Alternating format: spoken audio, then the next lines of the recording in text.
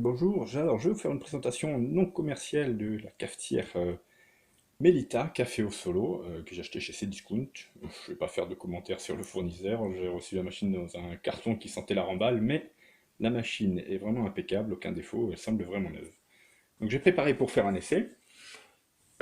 Sur le côté, on a donc le bac d'eau qui fait à peu près 1 litre, avec une trappe d'accès, c'est pratique, ça évite d'enlever le bac à chaque fois et risquer de le casser. Il propose aussi également un filtre à mettre à l'intérieur pour avoir une eau filtrée. Personnellement, moi je préfère opter pour un fil Brita qui se monte sur le réseau, c'est un peu de bricolage, mais au moins vous avez une eau avec une dureté idéale pour la chaudière, et surtout ça filtre aussi les pesticides et autres saloperies. Donc je ne m'en suis pas privé.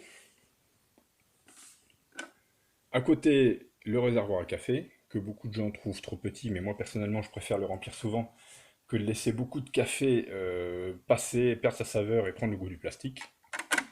Alors faites attention, bon, il y a un capuchon, mais il n'y a pas de capteur sur le couvercle, donc le moteur du broyeur continue à tourner même si vous l'ouvrez. Ensuite, donc c'est l'option Milk, donc c'est-à-dire que c'est ce petit gadget qui vient se brancher sur la buse liquide vapeur du modèle en dessous. Donc c'est juste une petite vanne qui permet, donc avec ce tuyau, soit d'envoyer la vapeur dans le lait pour le faire mousser, soit d'aspirer le lait et le mélanger à la vapeur pour le réchauffer.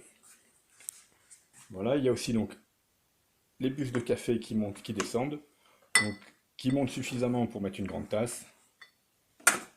Ça a été bien pensé. Et qui descendent suffisamment pour mettre un expresso. Il faut bien viser, mais comme la machine ne vibre pas trop, la tasse ne se promène pas quand ça fait le café, et le café tombe là où il faut.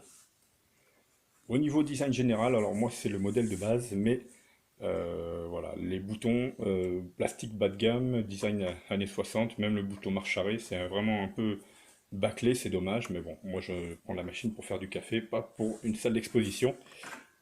Voilà. Au-dessus, vous avez ce que vous appelez un chauffe-tasse passif.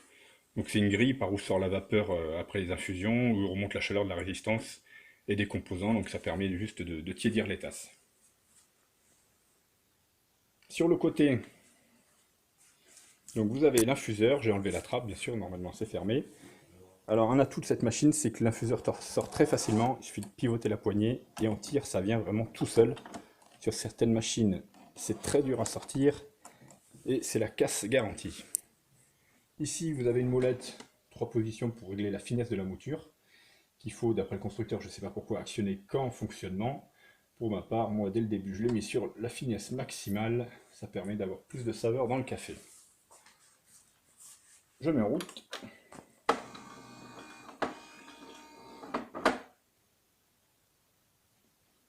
Voilà.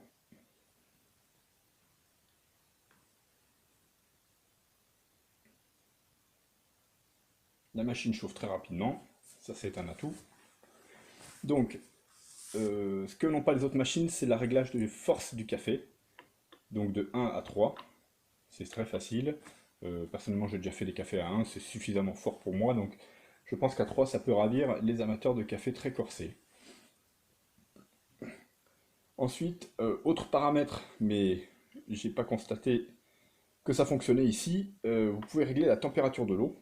Donc en appuyant sur les deux boutons, vous allez dans le menu avancé et vous pouvez régler les paramètres tels que le temps de mise en veille, le temps d'arrêt, les intervalles entre les détartrages et aussi la température, donc de 1 à 3. Donc j'ai fait un essai avec un thermomètre et en fait ça change rien du tout, on est autour de 60 degrés, à plus ou moins quelques degrés, mais c'est pas ça qui fait une différence et c'est pas à prendre en ligne de compte pour l'achat de cette machine. Voilà, je valide. Et on va lancer un café. Donc ici la longueur du café, donc d'après le constructeur de 3 à 22 centilitres. Moi je vais faire un cours, donc à peu près 7 centilitres on doit être par là.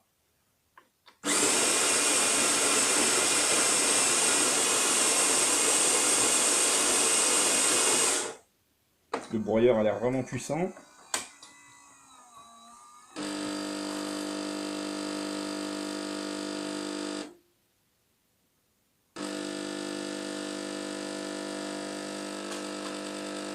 Voilà, il y a une pré-infusion et il envoie le café.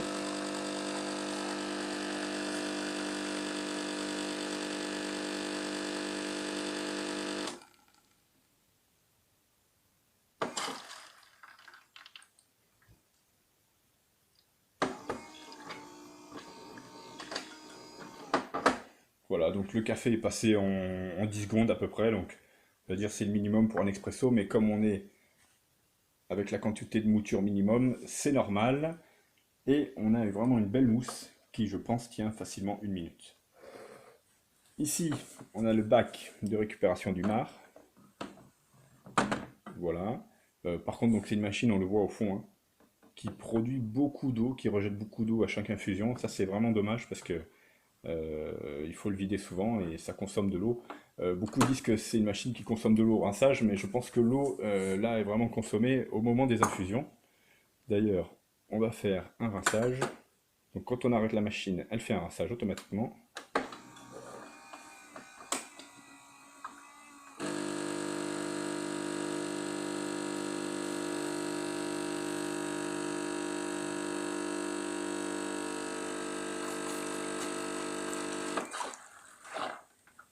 Voilà, donc on voit que vraiment c'est pas le rinçage qui consomme.